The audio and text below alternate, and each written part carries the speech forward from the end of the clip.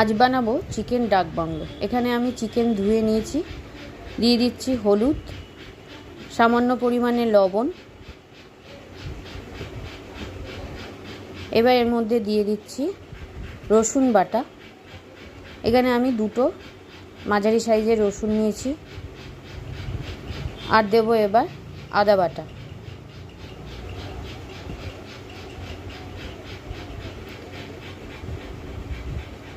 এবার আমি একটা পেস্ট তৈরি করব।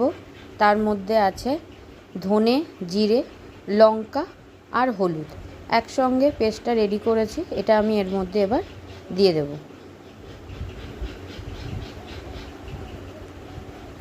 এবার দিয়ে দিচ্ছি টক দই, জল ঝরানো টক দই ভালোভাবে ফেটিয়ে নিয়েছি। দিয়ে এবার আমি ভালোভাবে এটাকে ম্যারিনেট করে নেব। ভালোভাবে এটা মাখাতে হবে। মাখিয়ে আমি আধ ঘন্টার জন্য ফ্রিজে রেখে দেবো। ভালো হয় যদি 1 ঘন্টা রাখা যায়। এবার আমি ম্যারিনেট করা এই চিকেনটার মধ্যে দিয়ে দিচ্ছি সামান্য পরিমাণে সর্ষের তেল। ভালোভাবে এটা মাখিয়ে নিয়ে আমি রেখে দিচ্ছি।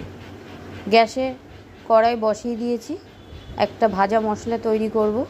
তার জন্য দিয়ে দিচ্ছি কয়েকটা শুকনো লঙ্কা, দিয়ে দিচ্ছি গোটা গরম মশলা। গোটা গরম মশলার মধ্যে আছে লবঙ্গ, এলাচ, দারচিনি আর কয়েকটা গোলমরিচ।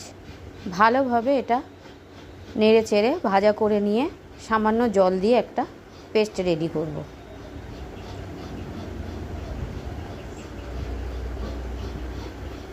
এবার কড়াইতে পরিমাণ মতন সর্ষের তেল দিয়ে দিচ্ছি।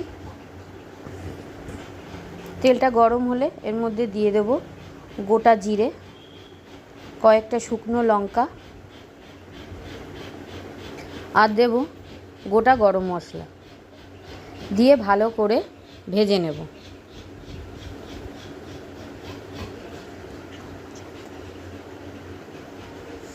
এবার আমি আলুগুলোকে ভালো করে ভেজে নেব। আলুগুলো লাল লাল করে ভাজবো। সামান্য দিয়ে দিচ্ছি লবণ আর দিয়ে দেব হলুদ। দিয়ে ভালো করে আলুটা আমি ভেজে নেব।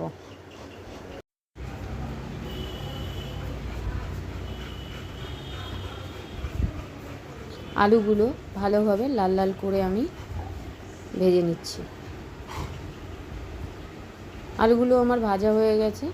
আমি এবার আলুগুলো সব তুলে নেব। এবার ওই ভাজা তেলের মধ্যে আমি ডিমগুলো ভালো করে ভেজে নিচ্ছি। ডিম ভাজা আমার হয়ে গেছে। এবার আমি ডিমগুলো তুলে নেব। যে তেলটা ছিল তার মধ্যেই আমি দিয়ে দিচ্ছি পেঁয়াজ কুচি। এখানে আমি 4টে পেঁয়াজ আছে বড় সাইজের, সামান্য লবণ দিয়ে ভালোভাবে ভেজে নিচ্ছি। পেঁয়াজ ভাজা আমার হয়ে গেছে। এবার ম্যারিনেট করা চিকেনটা দিয়ে ভালোভাবে কষাবো।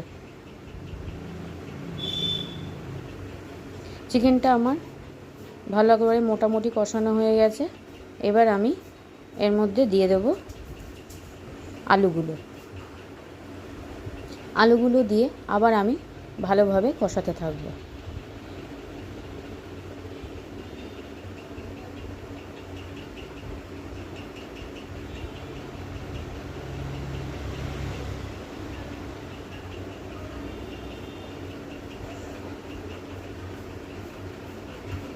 চিকেনটা আমার ভালোভাবে কষানো হয়ে গেছে।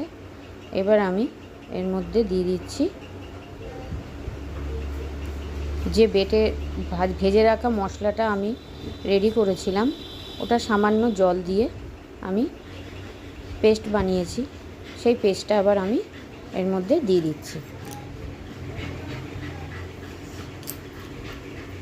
পেস্টটা দিয়ে আবার খানিকক্ষণের জন্য আমি চিকেনটা কষাবো। চিকেনটা যত কষানো হবে চিকেনটা তত বেশি খেতে ভালো লাগে। ভালোভাবে আমার চিকেন কষানো হয়ে গেছে। এবার আমি এর মধ্যে পরিমাণ মতন জল দেব। তার আগে ডিমগুলো দিয়ে দিচ্ছি।